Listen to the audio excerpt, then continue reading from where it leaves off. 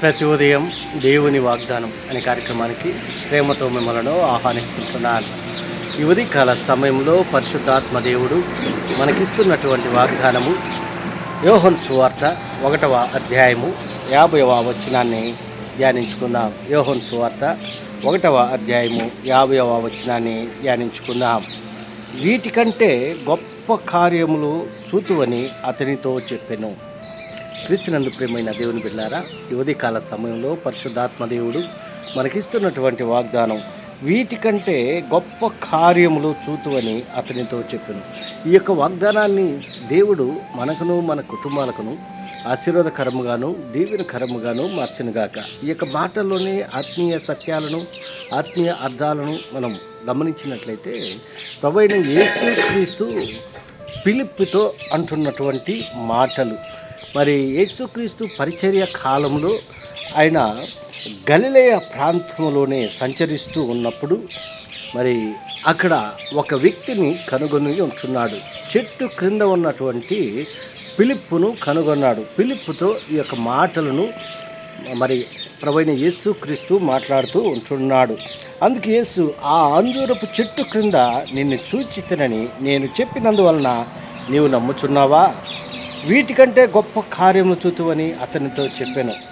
మరి యేసుక్రీస్తు ఆ చెట్టు క్రింద ఉన్నటువంటి ఫిలిప్పును కనుగొన్నాడు, చూశాడు. ఆయన చూచుచున్నటువంటి దేవుడుగా ఉంటున్నాడు. ఆయన నమ్మదగినటువంటి దేవుడుగా ఉంటున్నాడు, నమ్మకమైనటువంటి దేవుడుగా ఉంటున్నాడు. అందుకు మనం గమనించినట్లయితే 43వ వచనంలో నుండి ఈ యొక్క 51వ వచనం వరకు అక్కడ ఒక వ్యక్తిని మరి యేసుక్రీస్తు కనుగొంటున్నట్లుగా మనం చూస్తుంటున్నాం. మరి మరునాడు ఆయన గలిలయకు వెళ్ళగోరి ఫిలిప్పును కనుగొని నన్ను వెంబడించమని అతనితో చెప్పాను. మరి యేసుక్రీస్తు ఫిలిప్పును కనుగొన్నాడు. ఆ ఫిలిప్పును కనుగొని నన్ను వెంబడించుము అని చెప్పినప్పుడు ఆ కింద భాగంలో అట్ట మనం చదువుకుంటూ వెళ్తున్నట్లయితే ఫిలిప్పు నతానీయులను కనుగొని ధర్మశాస్త్రంలో మోషేయు ప్రవక్తలను ఎవరిని గురించి వ్రాసిరో ఆయనను కనుగొంటిమి.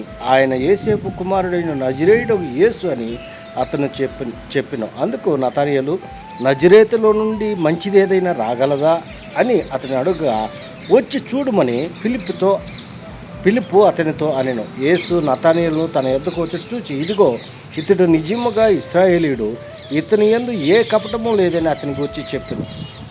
నన్ను నీవు ఎలాగూ ఎరుగుదువని నతానీయులు ఆయనను అడుగా, యేసు, ఫిలిప్పు నిన్ను పిలవక మునిపే నీవు ఆ అంజూరపు చెట్టు క్రింద ఉన్నప్పుడే నిన్ను చూచితినని అతనితో చెప్పాను. మరి ఆయన సమస్తము ఎరిగినటువంటి దేవుడు, సమస్తము తెలిసినటువంటి దేవుడు. ఆయనకి అసాధ్యమైనటువంటిది ఏదీ లేదు. అందుకే మరి ఫిలిప్పు అంటున్నాడు, మరి ఇశ్రాయేల్ నుండి మరి ఇంత నజరేతులో నుండి ఇంత మంచిది ఏదైనా రాగలదా అని అడుగుతూ ఉంటున్నాడు. నజరేతు అనగా పట్టణము ఎలాంటి పరిస్థితుల్లో ఉంటున్నదో మనం చూడగలం. క్రీస్తునందు ప్రియమైన దేవుని బిడ్డలారా, మరి గొప్ప ఆశ్చర్య కార్యాలు జరిగించేటువంటి దేవుడు, అద్భుతాలు చేసేటువంటి దేవుడు. మరి అక్కడ మనం గమనించినట్లయితే వీటికంటే మరి అంజూరపు చెట్టు క్రింద ఉన్నటువంటి నిన్ను చూసి నేను చెప్పినందువల్ల నువ్వు నమ్ముచున్నావా? వీటికంటే గొప్ప కార్యములు చూతువని అతనితో చెప్పాను. దేవుని నమ్మినట్లయితే గొప్ప కార్యాలను మనం చూస్తాము. మరి ఇంతకుముందు మన జీవితంలో జరిగినటువంటి అనేక గొప్ప కార్యాలు, వాటన్నిటికంటే ఇంకా మెరుగైనటువంటివి, ఘనమైనటువంటివి గొప్ప కార్యాలు మరి చేసేటువంటి దేవుడుగా మన దేవుడు ఉంటున్నాడు. నీ జీవితంలో గొప్ప కార్యాలను చూడాలని నువ్వు ఇష్టపడుతూ ఉంటున్నావా?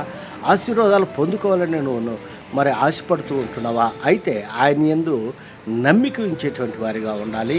ఆయన యందు విశ్వాసం ఉంచేటువంటి వారిగా ఉన్నప్పుడు ఇంతకంటే గొప్ప కార్యాలను మనం చూడగలమని ఈ కొద్ది మాటల ద్వారా నేను హెచ్చరిక చేస్తుంటున్నాను. దేవుడి యొక్క మాటలను మరి ఎక్కువగా మీకును మీ కుటుంబాలకును ఆశీర్వాదకరంగాను దీవెనకరంగాను మార్చినగాక. ఆమేన్.